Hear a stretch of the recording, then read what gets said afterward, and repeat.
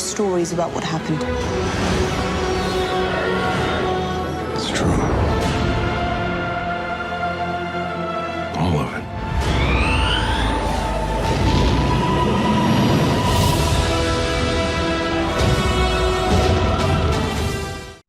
Hey everybody, welcome to the Star Wars Canon Library. You heard the man, there were stories, and they're all true. My name is Brian, I'm the librarian here at the Canon Library, where we're keeping all of the canon in chronological order for you guys. Welcome to this week's episode of Mailbag, everybody. I know it's a couple days late this week, and I know I didn't do one last week, and I do apologize for that. Kirsty and I had quite a bit of business to take care of outside, in our personal lives, so I mean, it was really hard for me to pull myself away long enough to shoot a mailbag episode, get it edited, and get it uploaded.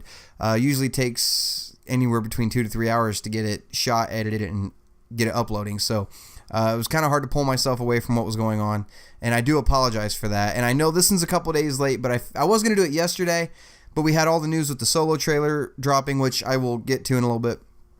But here we are, mailbag. So how do you guys get a question on the mailbag? Just simply email it to us at starwarscanonlibrary@gmail.com, or you can visit our website, www.starwarscanonlibrary.com, and contact us from there. Send in any questions you may have concerning anything Star Wars, anything Star Wars canon, anything at all, and we will see if we can get it on the show for you. So, starting this week off with question number 1 is Christian Lopez, and Christian says, "Hey my friend, first I'm glad you're back. Thank you, man. It's always so hard for me to step away for any amount of time and then come back and try to play catch up, so I do appreciate that. My question is regarding the new Star Wars animated series. What era do you think it will explore? And second question regarding Rebels. I'm very sure Canon is going to die in this season. I could be wrong, but I'm not sure what will happen with Ezra. What do you think? May the Force be with you." Thank you, Christian. I do appreciate the question. First part of your question, new animated series. If you'd asked me that 2 hours ago, I would have said possibly something like Old Republic.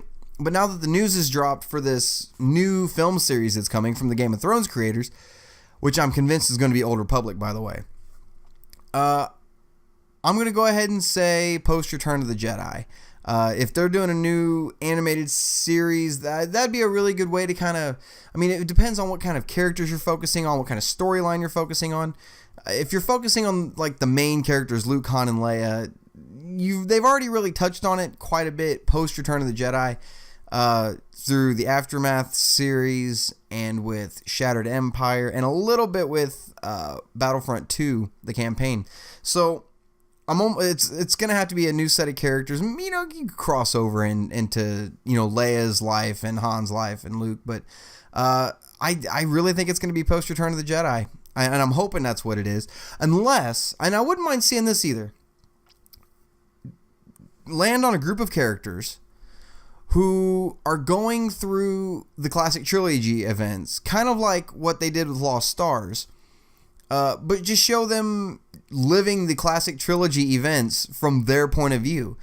That would be something that'd be really interesting to see. And I'm not sure how long you could make that series run, but I mean, you could come up with something surely that would last a while, going through these films. So I think that would be a lot of fun. But it's a great question. I'm not entirely sure what era they will explore. I'm still fingers crossed for post Jedi. Your second question is Kanan going to die this season? I'm going to agree with you on that. I really do think Kanan's going to bite it this season, because really he can't survive. He can't. I mean, where is he in the classic trilogy? So he really can't survive. And I'm going to go on a limb and say Ezra's going to die too. I really do. I think I just don't see Ezra sticking around. Either that or he's going to cut himself off from the Force and just disappear and go live his life. So one of those two. But I mean, that mid-season trailer we got for Rebels this season was insane. Like the second half of it was the new footage, right? Not the old footage from the seasons past, but we're getting the Emperor in it, man. It's going to be the Emperor purging a couple of Jedi. That's how it's going to end. The series can't end well for everybody. It just can't. There's no way. So I'm really, really convinced Ezra's going to bite it. And I told everybody, I told you that Ezra was not DJ. I told you guys that. And nobody wanted to believe me. Nobody wanted to know. Sure he is. He's got the scars. Well, the scars are on the opposite side of his face. So everybody wanted to fight me on it. And I told you it wasn't going to be that. So Ezra's going to die. I'm convinced. And it's going to be hard to watch. 4 years of watching these characters evolve and grow and develop. And you've come to care for them. You know, and it's just, there's been a couple times where I looked at Ezra and I was like, you are such a bastard.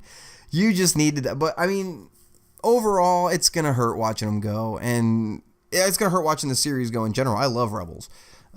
This last season so far has been on point. Hardly, if any, filler whatsoever. So, yeah, man, it's coming time, sorry, to say goodbye to Rebels, and I think we're gonna have to say goodbye to Canon and Ezra at the same time. So thanks for the question, Christian. I appreciate it. Thank you for being a follower, brother. Question number 2 this week comes from Troy Reichman, and Troy says, "Hey Brian, I just came across your channel, and I love what you're doing. Thank you, man. I appreciate it.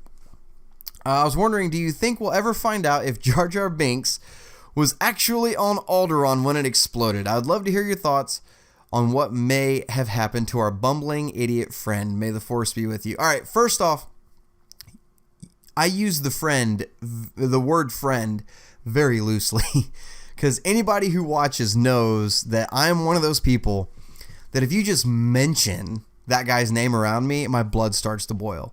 Nick Albers and Richard J like to give me crap.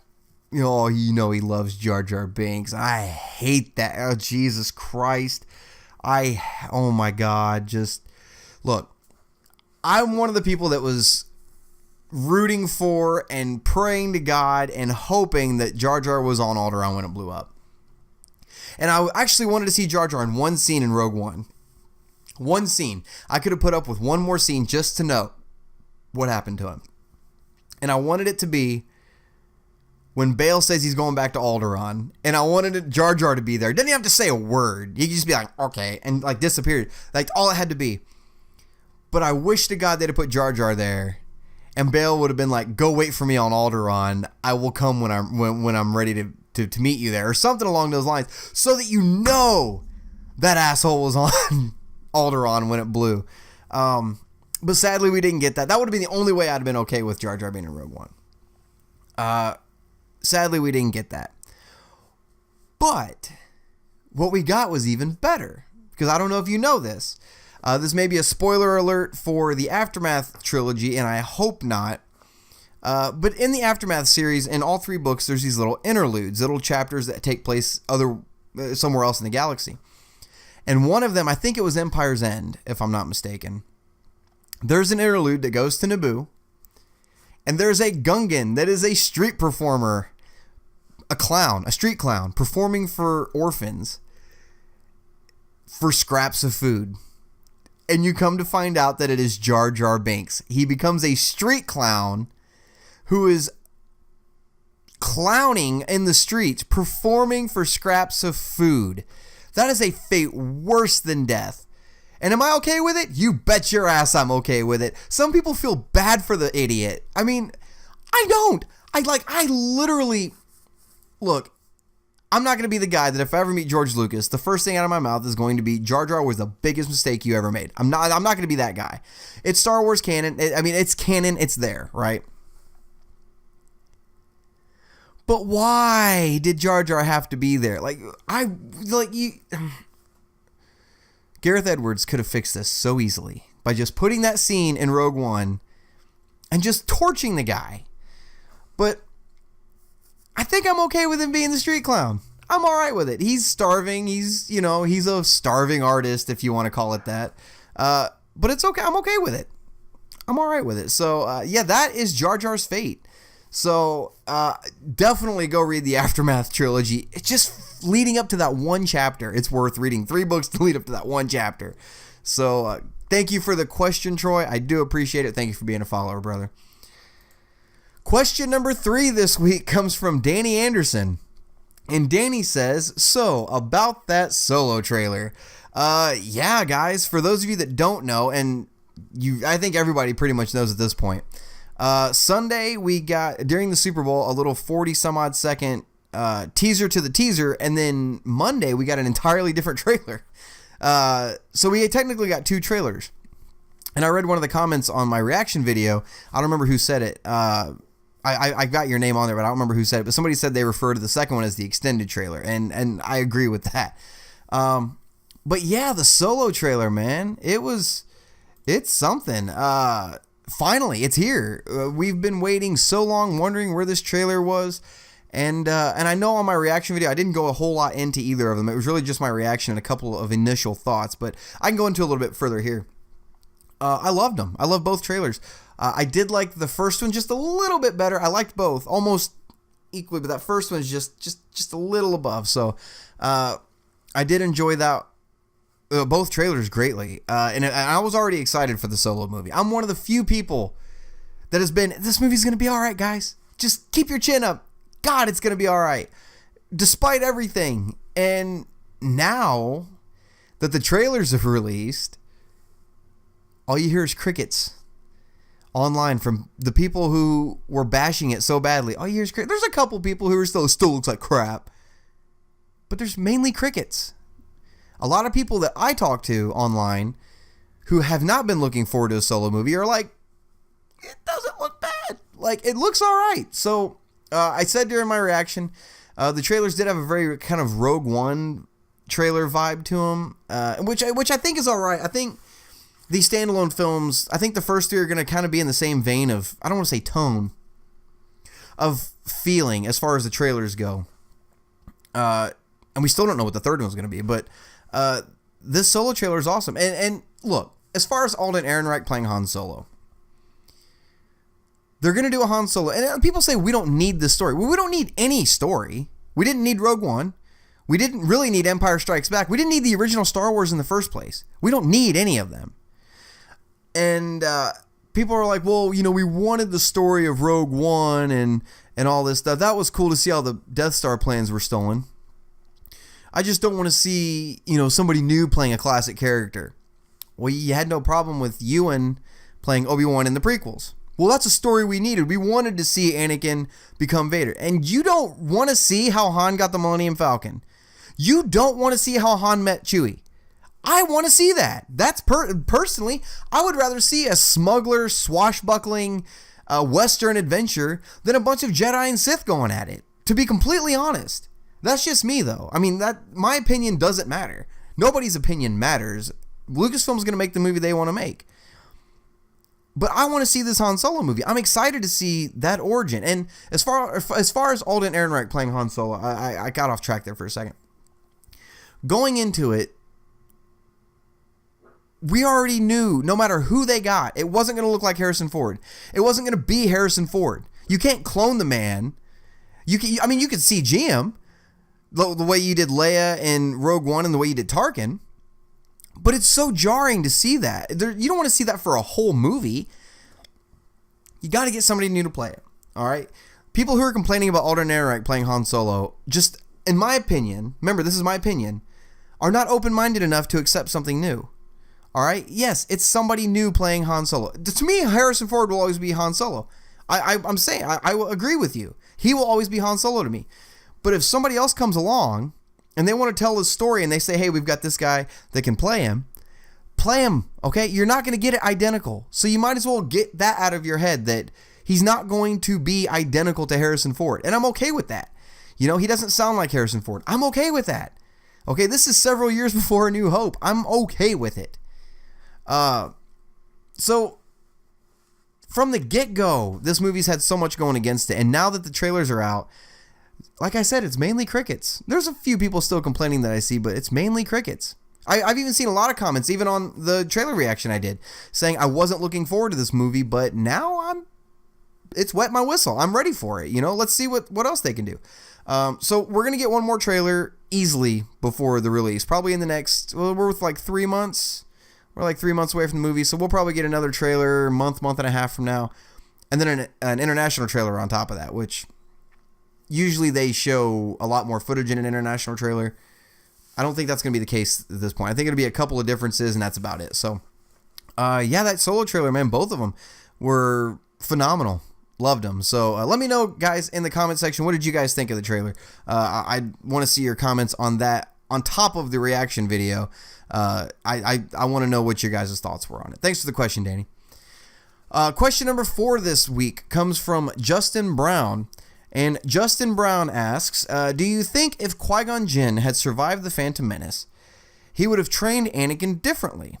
Do you think he would have still become Darth Vader? A friend and me have a bet to see what you'll say. P.S. I need the $5. Don't let me down. Thanks for the question, Justin. And I'm hoping I can help you win that $5 because I'm going to say yes, Anakin would have turned out completely differently. I think it would have turned out completely different. Look, Qui-Gon and Obi-Wan were two completely different kinds of Jedi, even though Qui-Gon trained Obi-Wan, right? If you look at Obi-Wan, he's more of the combatist. He's the traditional Jedi, right? More pulls the lightsaber out quick, swinging it. And an excellent swordsman, by the way. Then you've got Qui-Gon, who is focused more on the living force side of it, more in tune with actual life, and not, I'm going to go ahead and say it, not such a great swordsman. But anyway, too soon?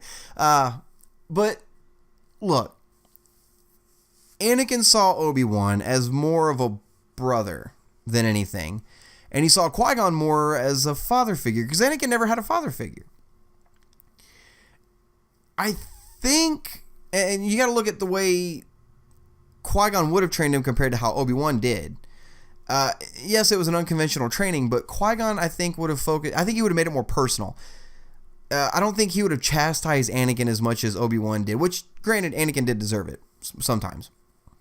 But I feel like when I don't want to say the Emperor because he wasn't the Emperor yet, when Palpatine started to step in and kind of shoulder check Anakin a little bit, I think Qui-Gon would have been there to see that and been like, look, you need to back away from that guy. You need to stay away from him.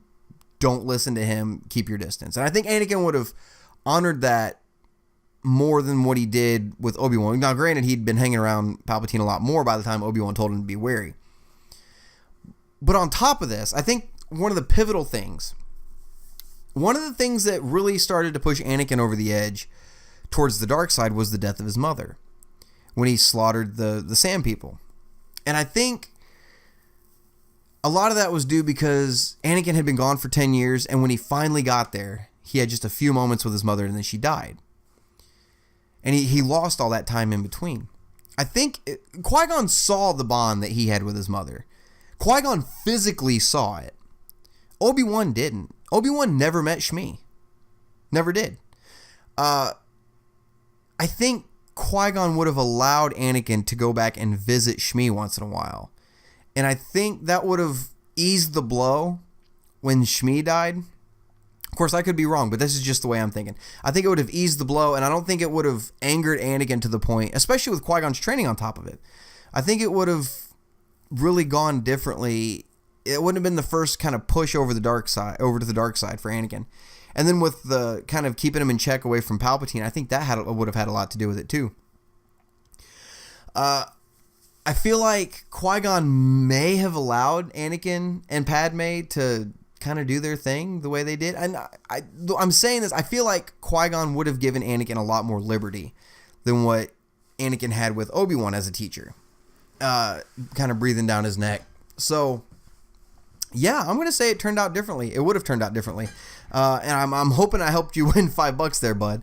But that's what I'm going to say. I'm going to say yes. And I don't think he would have ever become Vader. Jedi would have still been around. Like Anakin, Qui-Gon dying really was the catalyst that started everything. It wasn't finding Anakin. It was Qui-Gon dying. That's really what started everything. So, yes, I'm going to say it would have turned out a lot differently. Thanks for the question, Justin. I appreciate it. Question number 5 this week comes from Jessica Sherman. And Jessica says, what are some of your favorite Easter eggs hidden throughout the new Canon novels and comics?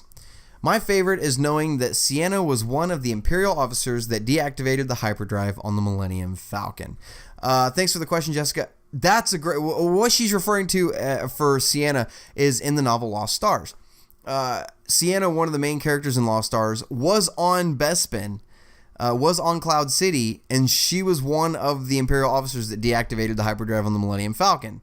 So that's an excellent one. I love that Easter egg. It was awesome reading the book and to come across that. I've thought a lot about it, and there's so many Easter eggs throughout everything, stuff that just kind of connects here and there.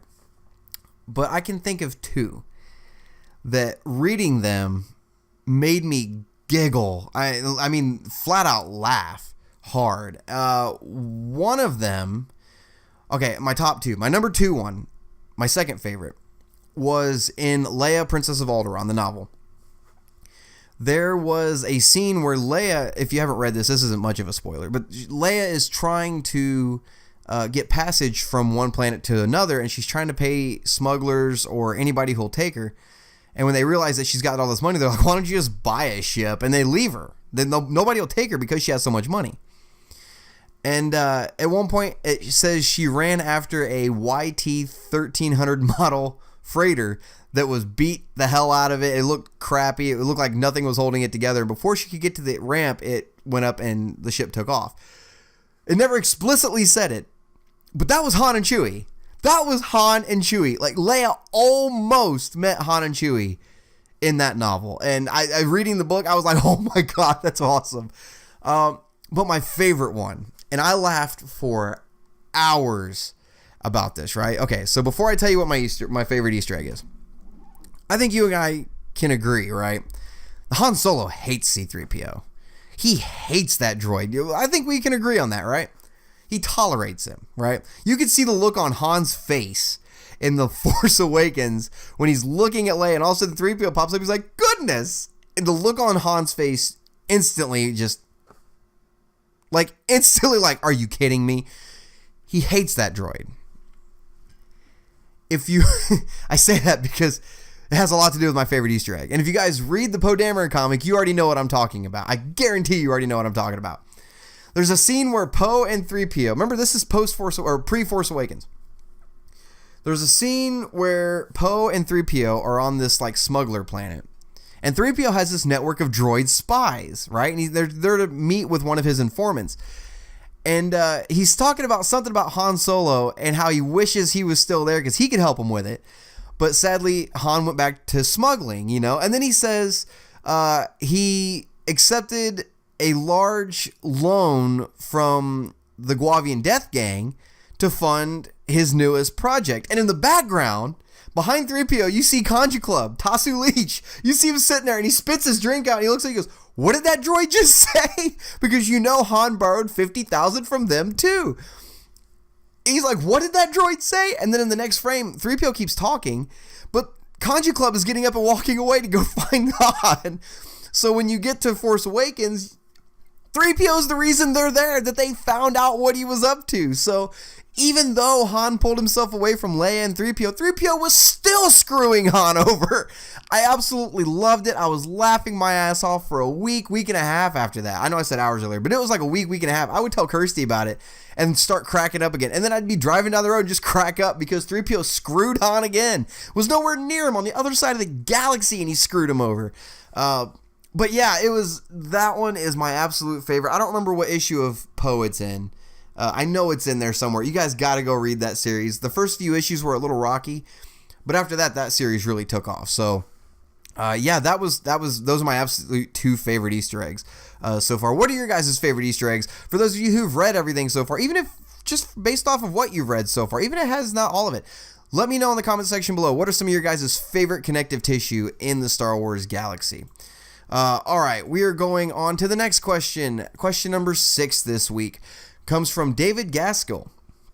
And David Gaskell says, as far as comics go, what are some things you'd like to see happen in those storylines?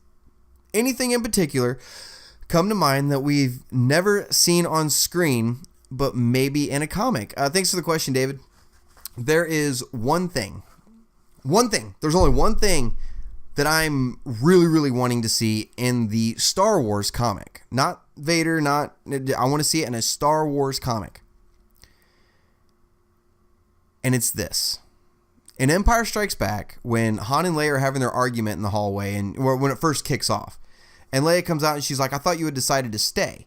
Han comes back and says, well, the bounty hunter we ran into on Orden Mendel changed my mind. Which bounty hunter? Where did that happen? It had to have happened between A New Hope and Empire.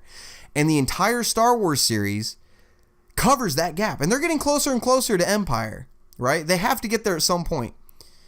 So somewhere in that comic, you have to have Han go to Ord Mantell and run into a bounty hunter. You have to. You can do it for one page. You don't even have to focus on it that much. Just one page.